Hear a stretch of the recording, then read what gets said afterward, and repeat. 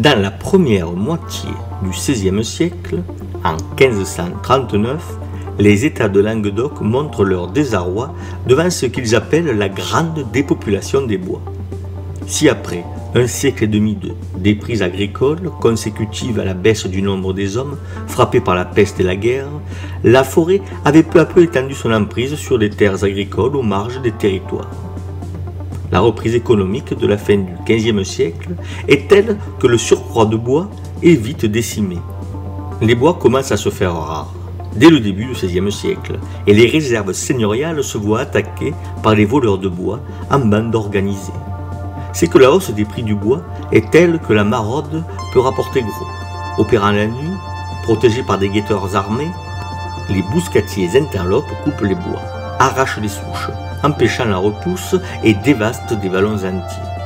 Pour remédier à cela, et pour obtenir une photographie des capacités fiscales des villages du Languedoc, afin de prélever l'impôt royal de manière équitable, les États de Languedoc lancent la recherche générale, une grande inquisition qui envoie des commissaires partout dans la province pour dresser, par village, la liste des terres, des vignes, des olivettes, des troupeaux et des bois.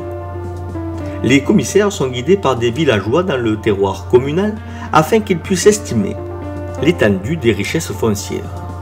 Ainsi, au lieu de garrigues, les villageois répondent aux questions des impugnateurs qui écrivent dans leur carnet que rien n'est vrai dans les propos des habitants, qu'ils tiennent un devoir, entendez un bois défendu, qu'ils tiennent du roi ou ils nourrissent plus de bétail que les villageois n'en déclarent.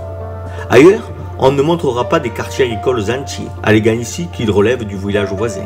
Bref, on imagine combien les villageois ont pu rechigner à être transparents face à ces commissaires impugnateurs dont le rôle était d'aider les États à mettre en place un cadastre provincial afin d'atteindre à une plus grande justice fiscale.